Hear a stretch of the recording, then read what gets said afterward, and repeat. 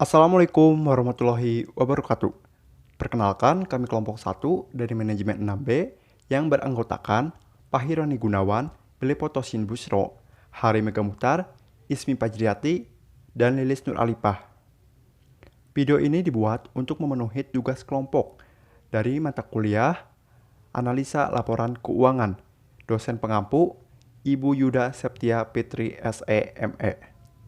Kami akan membahas materi mengenai analisis tren dan persentase per komponen.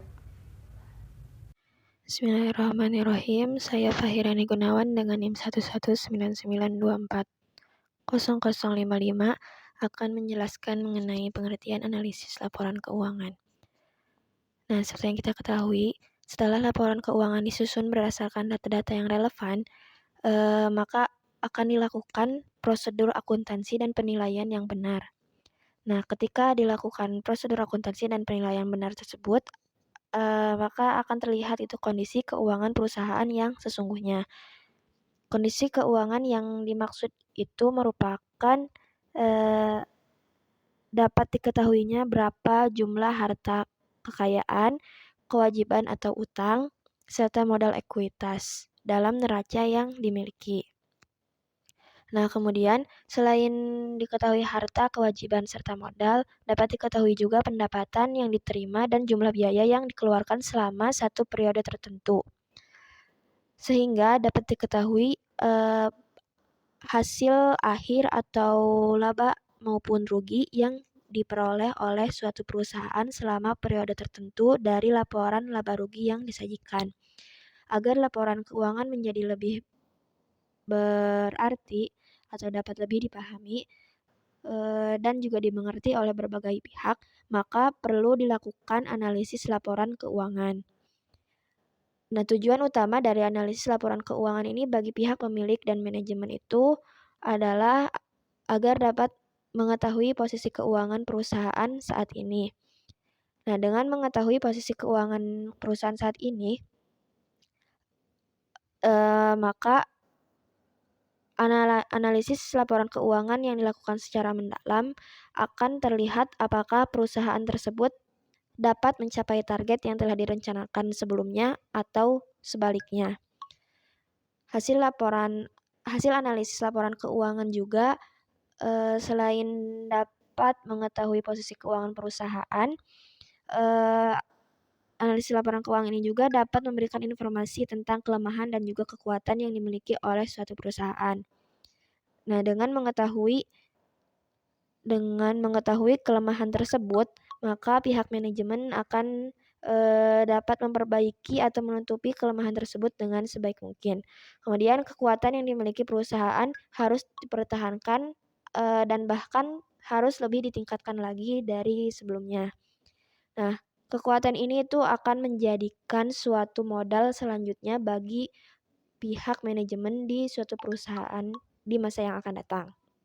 Dengan adanya kelemahan dan kekuatan yang dimiliki, akan tergambar kinerja manajemen selama satu periode tersebut. Dan pada akhirnya, bagi pihak pemilik dan manajemen, dengan mengetahui posisi keuangan tersebut, maka mereka dapat merencanakan dan mengambil keputusan yang tepat tentang apa yang harus dilakukan di masa yang akan datang. Perencanaan ke depan dengan cara menutupi kelemahan yang ada, mempertahankan posisi yang sudah sesuai dengan yang diinginkan, dan berupaya untuk meningkatkan lagi kekuatan yang sudah diperoleh oleh perusahaan selama satu periode tersebut untuk ditingkatkan lagi di periode yang selanjutnya. Nah, analisis laporan keuangan juga perlu dilakukan secara cermat dengan menggunakan metode dan teknik analisis yang tepat juga gitu, agar hasil yang diharapkan benar-benar dapat dipahami dengan baik oleh pihak perusahaan tersebut. Nah, kesalahan dalam memasukkan angka atau rumus maka akan berdampak atau akan berakibat pada tidak akuratnya hasil yang hendak dicapai oleh perusahaan tersebut. Kemudian, hasil perhitungan tersebut akan dianalisis dan diinterpretasikan sehingga pihak pemilik maupun pihak manajemen dapat mengetahui posisi keuangan yang sesungguhnya. Semua hal tersebut, semua cara-cara analisis laporan keuangan tersebut dilakukan harus dengan cara yang teliti. Saya Ismi Fajriyati dengan NIM 11992400087 akan menjelaskan tentang tujuan dan manfaat analisis. Tujuan analisis laporan keuangan menurut Bernstein adalah sebagai berikut. Yang pertama, screening atau penyaringan informasi yang dilakukan dengan tujuan untuk mengetahui situasi dan kondisi perusahaan dari laporan keuangan tanpa pergi langsung ke lapangan. Yang kedua, understanding atau pemahaman dilakukan untuk memahami perusahaan, kondisi keuangan, dan hasil usahanya. Yang ketiga, forecasting atau peramalan yang digunakan untuk meramalkan kondisi keuangan perusahaan di masa yang akan datang. Yang keempat, diagnosis dilakukan untuk melihat kemungkinan adanya masalah yang terjadi baik dalam manajemen, operasi, keuangan, atau masalah lain dalam perusahaan. Yang keempat, evaluasi atau evaluation dilakukan untuk menilai prestasi manajemen dalam mengelola perusahaan. Adapun manfaat bagi berbagai pihak dengan adanya analisis laporan keuangan yaitu: 1. Untuk mengetahui posisi keuangan perusahaan dalam satu periode tertentu, baik harta, kewajiban, modal, maupun hasil usaha yang telah dicapai. Yang kedua, untuk mengetahui kelemahan apa saja yang menjadi kelemahan perusahaan. Yang ketiga, untuk mengetahui kekuatan yang dimiliki. Yang keempat, untuk mengetahui langkah perbaikan apa saja yang perlu dilakukan ke depan yang berkaitan dengan posisi keuangan perusahaan saat ini. Yang kelima, untuk melakukan penilaian kinerja manajemen ke depan, apakah perlu penyegaran atau tidak. Dan yang terakhir, dapat digunakan sebagai pembanding dengan perusahaan sejenis tentang hasil yang mereka capai. Bentuk-bentuk analisis. Dalam praktiknya, terdapat dua macam metode atau bentuk analisis dalam laporan keuangan yang biasa dipakai. Di antaranya yaitu ada dua. Yang pertama, analisis vertikal atau statis. Analisis vertikal merupakan analisis yang dilakukan terhadap hanya satu periode laporan keuangan saja. Analisis dilakukan antara pos-pos yang ada dalam satu periode. Lalu yang kedua yaitu analisis horizontal atau dinamis. Analisis horizontal merupakan analisis yang dilakukan dengan membandingkan laporan keuangan untuk beberapa periode.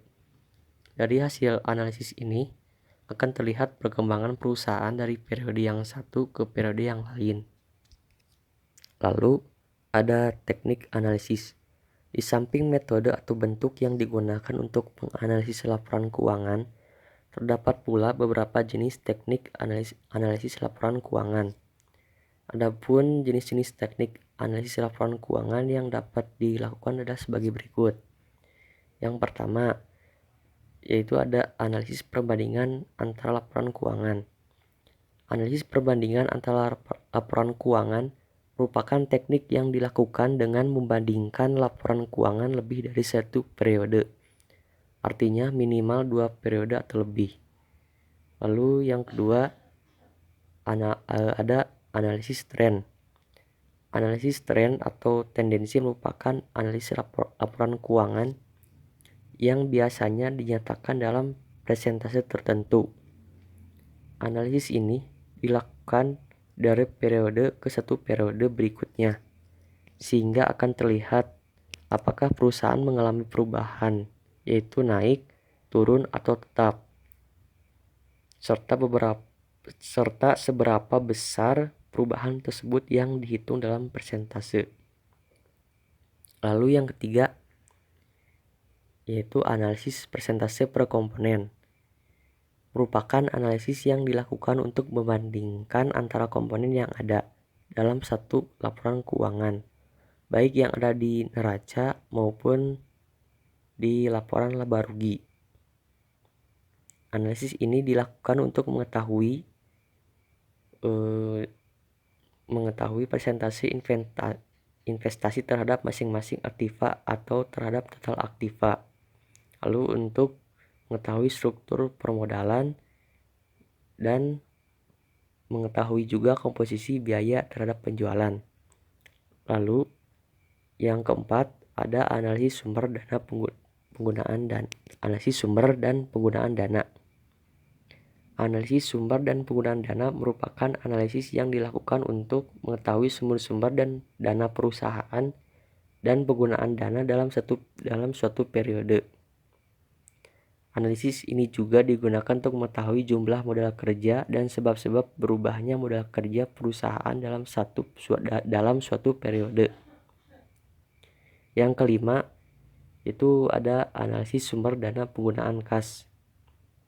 Merupakan analisis yang digunakan untuk mengetahui sumber-sumber kas perusahaan dan penggunaan uang kas dalam satu periode. Kemudian juga untuk mengetahui sebab-sebab berubahnya jumlah uang kas dalam periode tertentu. Yang keenam ada analisis rasio. Merupakan analisis yang digunakan untuk mengetahui hubungan pos-pos yang ada dalam satu laporan keuangan atau pos-pos antara laporan keuangan neraca dan laporan laba rugi. Yang ketujuh, analisis laba kotor. Analisis laba kotor merupakan analisis yang digunakan untuk mengetahui jumlah laba kotor dari periode ke periode yang lain. Kemudian juga untuk mengetahui sebab-sebab berubahnya laba kotor tersebut antar periode. Dan yang terakhir itu ada analisis titik pulang pokok.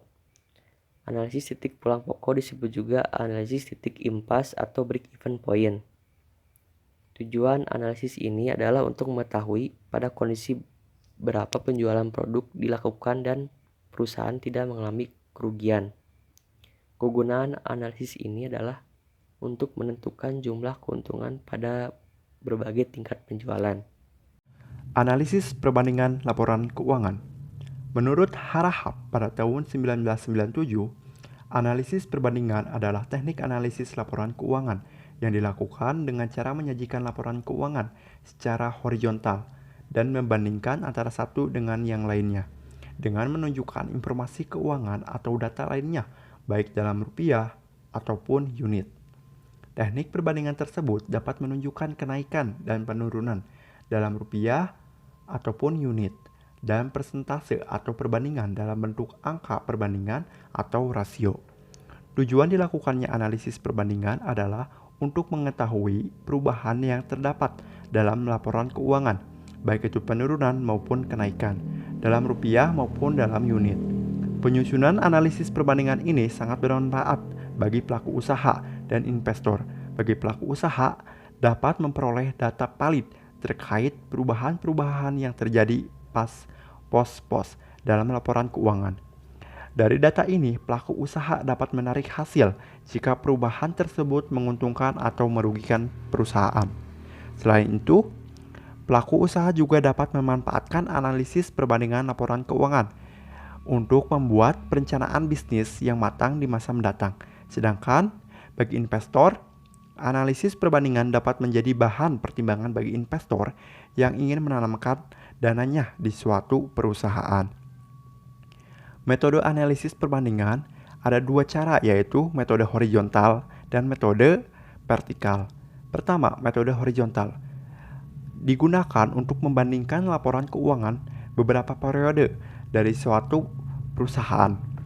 Hasil analisis metode horizontal bersifat dinamis karena dapat menunjukkan kecenderungan kenaikan dan penurunan pos-pos dalam laporan keuangan perusahaan selama beberapa periode. Dengan begitu, dapat terlihat kinerja dan perkembangan perusahaan. Selanjutnya ada metode vertikal. Ini digunakan untuk membandingkan satu pos dengan pos-pos lainnya pada periode tertentu. Maka hasil analisis akan bersifat statistik karena hanya menunjukkan performa perusahaan pada satu periode tanpa diketahui perkembangannya. Dan ini adalah analisis perbandingan laporan keuangan yang ditujukan pada gambar di samping. Analisis tren. Analisis tren merupakan teknik analisis yang digunakan untuk mengetahui tendensi keadaan keuangan dan kinerja perusahaan. Apakah menunjukkan kenaikan atau penurunan. Analisis tren dilakukan dengan menggunakan analisis horizontal atau dinamis. Data yang digunakan adalah data tahunan yang biasanya hanya terdiri atas 2 atau 3 periode saja. Hal ini disebabkan karena jika data yang digunakan melebihi 3 periode, maka akan mengalami kesulitan dalam melakukan analisis secara lebih cepat. Dalam melakukan analisis tren, harus terlebih dahulu ditentukan tahun dasarnya sebagai pembanding.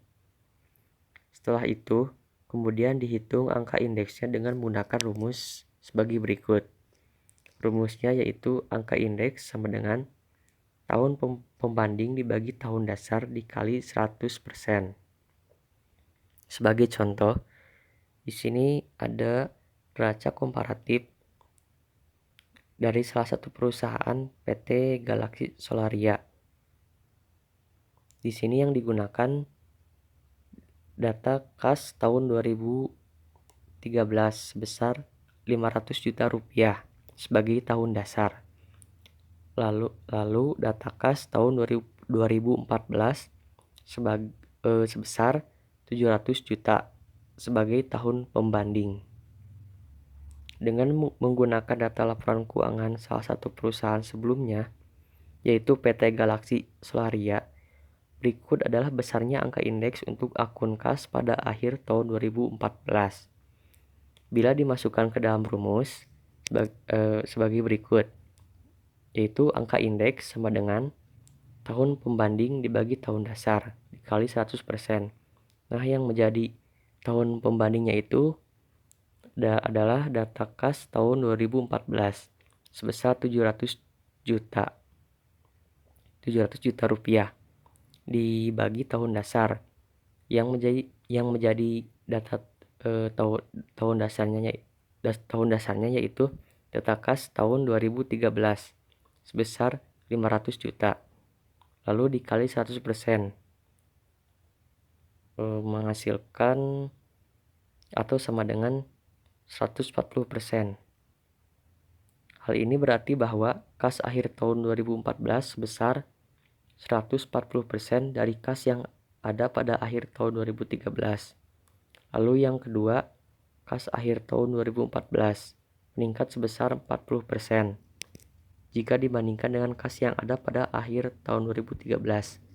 Lalu yang ketiga, kas akhir tahun 2014 berjumlah 40% lebih besar dari kas yang ada pada akhir tahun 2013.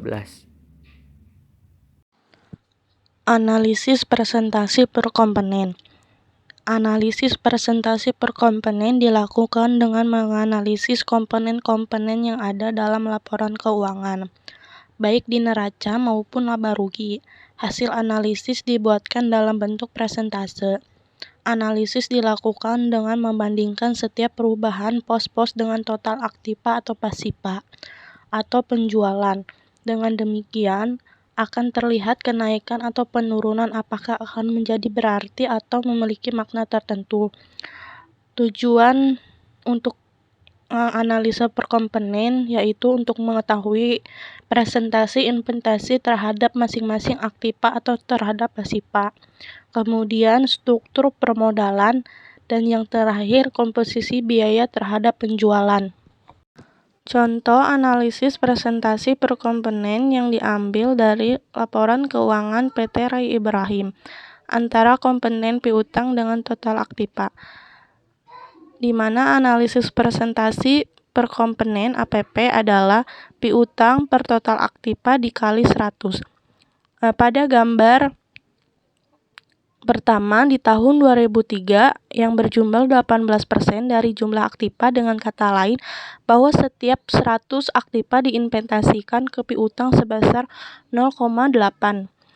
Di gambar kedua pada tahun 2004 berjumlah 20% dari jumlah aktiva, dengan kata lain bahwa setiap 100 aktiva diinvestasikan ke piutang sebesar 0,20. Pada gambar ketiga, tahun 2005 berjumlah 14% dari jumlah aktiva. Dengan kata lain, setiap 100 diinvestasikan piutang sebesar 0,14. Dari ketiga uraian di atas dapat dilihat bahwa investasi aktiva piutang terjadi kenaikan 2% tahun 2004, kemudian turun 4% tahun 2005 jika dibandingkan dengan tahun 2004.